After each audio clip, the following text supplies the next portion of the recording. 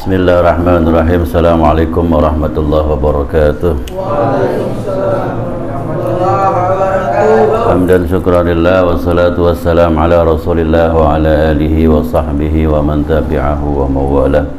Asyhadu an la ilaha illallah wahdahu la syarika lah wa asyhadu anna Muhammadan abduhu wa rasuluhu la nabiyya ba'dah.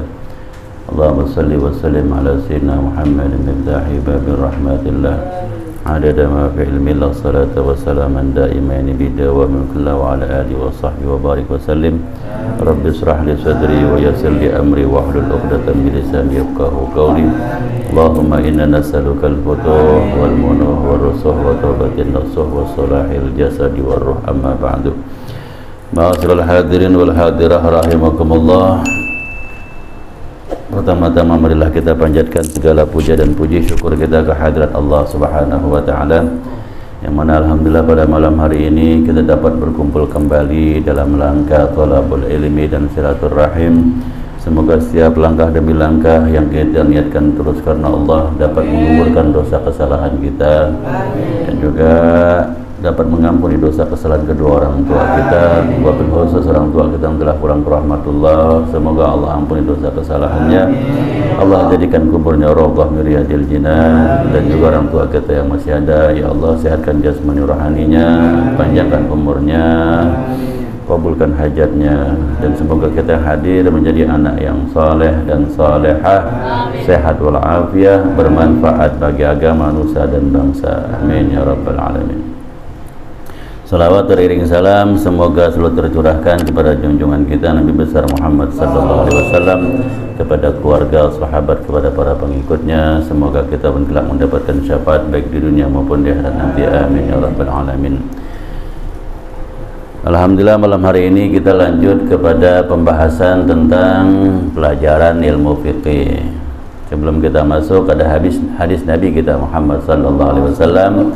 An Abi Hurairah radhiyallahu anhu qala Rasulullah sallallahu alaihi wasallam. Jadi Nabi kita Muhammad sallallahu alaihi wasallam bersabda, min husnil islami mar'i tarkuhu ma la ya'nihi. Tanda kebaikan orang di dalam beragama Islam itu, tanda-tandanya dia meninggalkan sesuatu yang tidak manfaat pada dirinya. Nah, itu ukuran orang beragama Islam, dia bisa mengetahui posisi mana yang manfaat atau yang tidak. Maka kalau kita mengetahui mana yang manfaat atau yang tidak, pastinya kalau kita diberi akal sehat walafiat, milihnya yang mana? Milihnya yang bermanfaat. Itulah tanda kebaikan kita di dalam beragama Islam. Nah, alhamdulillah pada malam hari ini ya banyak godaan-godaan, tapi kita masih bisa mengalahkan godaan tersebut. Kita memilih supaya duduk mendapat berkah manfaat. Apa itu? Menuntut ilmu, bahwa kita sadar bahwa ilmu itu kewajiban untuk dicari, untuk dipelajari. Maka kita mengetahui dengan duduk di majelis ilmu inilah sesuatu yang bermanfaat. Semoga Allah beri manfaat buat kita semua. Allah beri kepada kita pemahaman ilmu berkah di dunia wal akhirah. Amin ya rabbal alamin. Masih masuk tentang alamatul bulughi salasun. Jadi tanda-tanda baligh itu ada tiga. Jadi perlu diketahui ini. Jadi kalau kita punya orang tua merhatiin kita, ya alhamdulillah. Karena kewajiban seorang ayah itu merhatikan anaknya, baik anak laki maupun anak perempuan. Dia harus mengetahui posisi apakah anak saya sudah baligh atau belum, baik yang laki maupun yang perempuan. Dan seorang ayah harus memberikan pendidikan tentang bagaimana kalau sebelum baligh dan bagaimana kalau sesudah baligh. Itu kewajibannya. Karena apa? Yang nyambungin, yang nerusin sujud seorang ayah, sujud seorang tua, itu adalah anaknya. Nah, maka orang tua harus memperhatikan itu, kondisi anaknya masing-masing, dan dikasih bekal untuk pengenalan kepada Allah Subhanahu wa ta'ala. Sebelum balik dikasih tahu cara salat bagaimana, cara wudhu bagaimana. Begitu dekat-dekat lagi balik dikasih tahu Nabi kita Nabi Muhammad sallallahu alaihi wasallam lahirnya di kota Mekah, dimakamkan itu kewajiban seorang ayah gitu. Begitu sudah baligh maka pendidikan harus lebih lagi, karena apa? Kewajiban dia menjalankan apa yang Allah perintah dan meninggalkan apa yang Allah larang. Nah ini semua kewajiban seorang laki-laki. Nah ini laki-laki, ar-rijalu qawwamuna 'alan nisa, kaum lelaki pemimpin bagi kaum. Nah makanya seorang laki-laki, seorang pria harus mempunyai pengetahuan yang mumpuni, pengalaman yang banyak, supaya apa? Bisa mendidik istri dan anak, tahu kondisi anaknya. Bagi yang perempuan, oh sudah dapat haid berarti sudah balik, oh laki-laki sudah dapat ngimpi berarti sudah balik. Maka ini kewajiban seorang ayah gitu. Tapi alhamdulillah kita udah duduk di sini, jangan nyalain ayah kita gitu. Ya istilahnya kalau memang ayah kita nggak memberi pendidikan pada kita, ya maklumin saja. Karena lestarinya agama itu di dalam rumah tangga, lestarinya agama itu di dalam lingkungan, yaitu seberapa jauh pengetahuan bergerak di dalam lingkungan dan rumah tersebut. Apabila dalam rumah pengetahuan itu bergerak, maka disitulah lestarinya sebuah agama. Nah sekarang bangun dari sekarang, karena kan calon bapak semua, ada yang sudah punya anak, ada yang dikit lagi mau nikah kan gitu. Nah jadi dari sekarang punya bekal nanti akan memperhatikan anaknya, baik yang laki maupun perempuan. Nah kita harus tahu tanda balik, alamatul bulughi thalathun. Jadi tanda balik itu ada 3, fi haqqil untha wasnani fi haqqil zakari.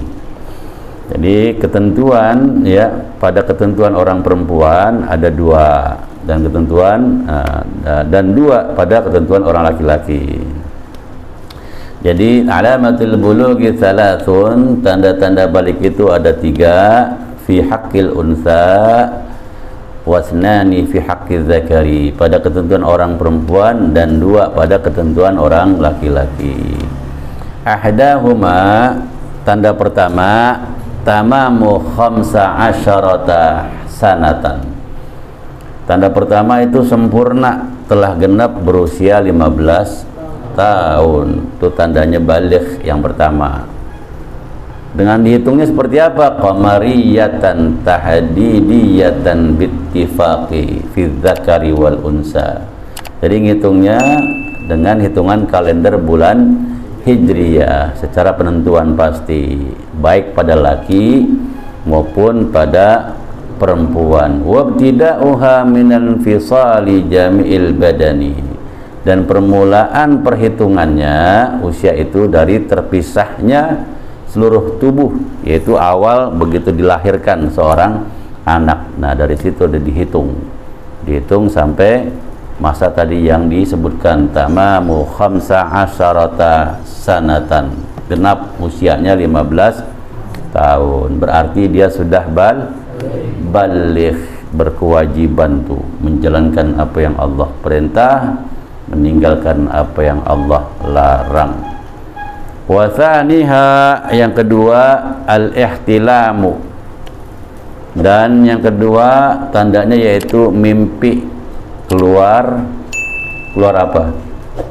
Nah itulah ya diantaranya, ngomongnya malu-malu ya,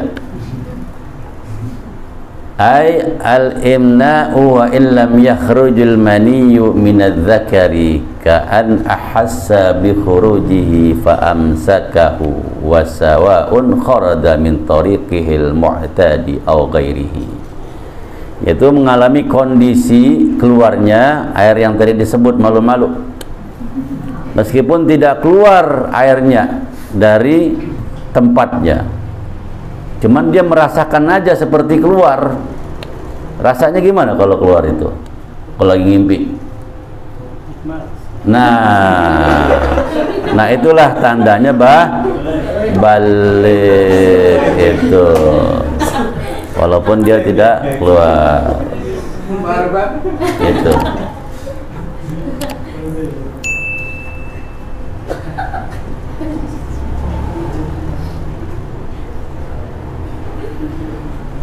fi dzakari wal unsa li tis'i sinina, dan bagi laki-laki dan perempuan di usia 9 tahun dengan hitungan kalender bulan Hijriah juga gitu. Itu yang pertama ya, tadi genap usianya 15 tahun. Yang kedua ngimpi ihtilam ya, dan usianya genap 9 tahun. Dan yang ketiga bagi perempuan ya, as-salisuha al-haid. Jadi yang ketiga itu seorang perempuan dapat haid ya, dapat haid. Litis isinin di usia 9 tahun dengan hitungan secara perkiraan atau hitungan hijriah. Nah itu kondisi-kondisi orang tandanya baligh. Maka begitu seseorang sudah tandanya baligh ini, maka berkewajiban dia menjalankan apa yang Allah perintah dan meninggalkan apa yang Allah larang.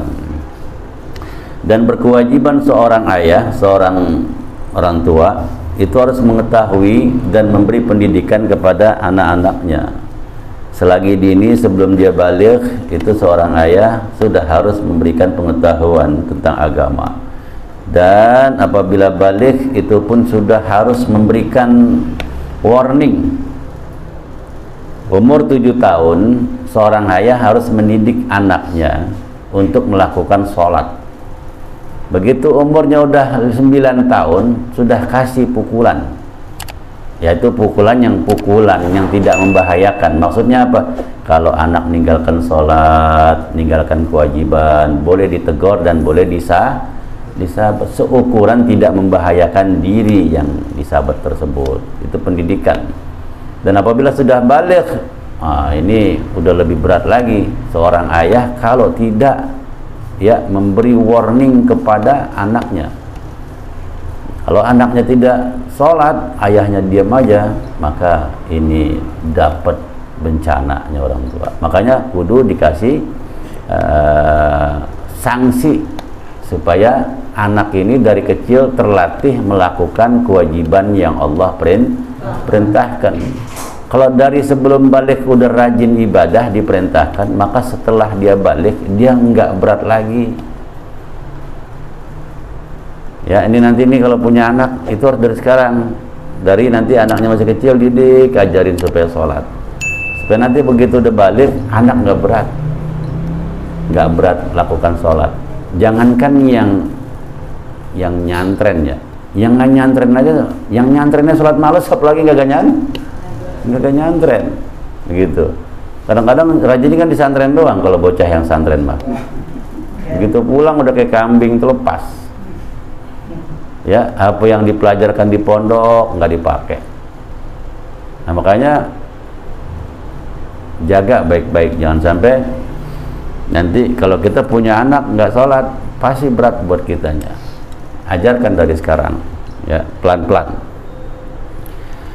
Waqala Rasulullah sallallahu alaihi wasallam rufi'al qalamu, diangkat pena, an salasati, dari 3 orang ini, anin naimi, yang pertama dari orang tidur. Maksudnya apa? Orang-orang yang tidak kena hukuman, yaitu pertama diantaranya anin naimi, orang yang tidur. Tidur hukum nggak berlaku, maksudnya dia lagi tidur ya, nggak berjalan. Yang kedua hatta yastayqidha, sehingga dia bangun dari tidur. Begitu dia bangun dari tidur baru kena hukuman berjalan. Wa anis sabi hatta yahtalima, dan yang kedua anak yang kecil sehingga dia baligh. Maksudnya pena diangkat, anak yang belum baligh itu belum ada dosanya apabila dia tidak mengerjakan yang diwajibkan, karena memang belum berkewajiban. Kewajiban itu apabila dia sudah balik, berakal dan tamyiz, balik dan berakal. Yang selanjutnya wa anil majnun hatta yaqila. Yang ketiga yaitu orang yang hilang akal sehingga dia balik akalnya. Nah, jadi jenis ini ya yang hukum itu dimaaf. Pertama, orang tidur sehingga dia bangun. Yang kedua, anak kecil sehingga dia balik. Yang ketiga, orang gila sehingga dia sadar dari gilanya. Maka kalau dia pengen enggak ada catatan dosanya, gila terus, enggak sholat supaya enggak kecatat, enggak dapat dosa gitu ya, harus gila terus karena enggak ada hukumnya.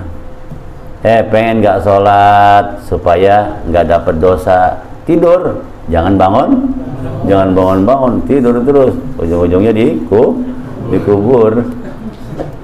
Nah yang ketiga tuh, kalau emang nggak mau kecatat dosa, udah jadi anak kecil aja terus, nggak usah pakai dewasa, mau kayak begini be. Nah, makanya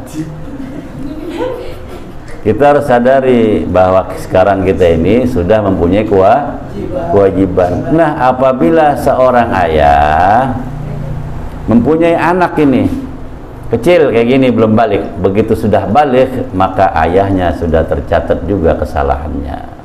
Apabila anaknya seperti yang sudah balik ini meninggalkan sholat, meninggalkan juga puasa, meninggalkan juga enggak, ya Allah kesian tuh, mana bapak ngojek dari pagi sampai malam tuh anak transferin dosa mulu. Sholat kagak tuh bocah, puasa kagak, ngaji kagak, ayahnya dikirimin mulu, dikirimin dosa. Tuh beratnya seorang ayah. Nah makanya dari sekarang nih ya, lu jangan pengen baru mau kawin dulu, pelajarin dulu ilmu agama. Oh iya, seorang ayah berat ya, karena kewajibannya bukan hanya memberi nafkah ke istri dan ke anak, juga memberi pendidikan ke istri dan anak. Itulah tanda balik. Ingat ya, jadi tanda balik ada tiga. Sempurna 15 tahun, bagi perempuan dapat haid, bagi laki ngimpi, dan juga 9 tahun ya, baik lagi maupun perempuan. Itu tanda balik. Hafal ya? Jadi tanda balik ada sempurna umurnya 15 tahun. Itu yang pertama ya. Kalau 9 tahun dia belum dapat haid, udah paling mentok umurnya 15 tahun, itu udah pasti balik itu. Tapi yang paling dasarnya umurnya 9 tahun. Kadang umur 9 tahun dapat haid yang perempuan. Terus kalau laki-laki dapat mimpi basah. Nah itu ya. Nah ada lagi makhluk Allah yang Allah ciptakan, bukan hanya laki dan perempuan, ada juga mahnus. Tahu mahnus nggak? Mahnus itu yang mempunyai kelamin ganda, bukan banci, bencong yang pada main kocak, bukan. Jadi yang memang Allah ciptakan kelaminnya ganda, itu namanya mahnus. Dia tanda baliknya bagaimana? Itu tanda baliknya dia dua-duanya. Yang pertama kelamin yang satu haid, kelamin yang satu lagi dia ngimpi itu tandanya itu dia balik. Kalau cuma satu aja itu belum dikatakan balik. Ini kan kelaminnya ganda bersatu gitu. Enggak, dia memang ada manusia yang kelaminnya ganda. Kan di kitab dijelaskan namanya mahnus gitu ya, berkelamin ganda. Terus nanti gimana dia, laki atau perempuan? Nah dilihat besarnya nanti. Begitu nanti sudah besar ternyata sering haid, berarti dia perempuan. Cuman tanda baliknya tadi mahnus itu dia berbarengan keluarnya, baik di usia 9 atau di 15 tahun dia keluar haid dan juga berarti itu tandanya balik. Dan seterusnya ke depannya ternyata nggak haid lagi, berarti yang berfungsi kelamin laki lah dia Itu. Begitu setelah keluar tadi itu dua-duanya, terus ke depannya dia udah head terus, dapat seperti perempuan setiap bulan. Berarti dia perempuan tuh. Jadi ada laki, ada perempuan, ada Ingat, bukannya yang LGBT ya, ingat. Itu mah dosa. Itu mah naudzubillah min dzalik. Kalau ini yang memang ada yang Allah ciptakan kelamin ganda. Itu ada laki, ada perempuan, ada mahnus. Mahnus itu seseorang yang memiliki kelamin ganda. Nah, ciri baliknya tadi apabila keluar bersamaan di saat atau di umur 9 tahun atau genapnya di 15 tahun. Nah, itu keluarnya bareng. Dan seterusnya lihat di antara salah satu posisinya, apakah memang dia head terus tiap bulan, berarti dia perempuan, atau kan nanti dia kesananya nggak head lagi, berarti dia laki. Bisa jadi di kampung kita ada yang satu orang seperti itu, karena nggak ada yang tahu.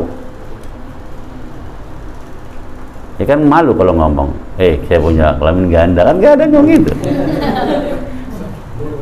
Nah itu, jadi itu kuasa Allah semua, kuasa Allah. Allah punya kuasa, maka bersyukur Ji. Tuh, Ji bersyukur. Alhamdulillah ya Allah, terima kasih. Begitu, ya. Banyak yang bersyukur. Enggak, takutnya 2 dia. 3. Nah, maka bersyukur ya, alhamdulillah. Nah, ini memang harus kita pelajari. Jadi harus tahu kondisi.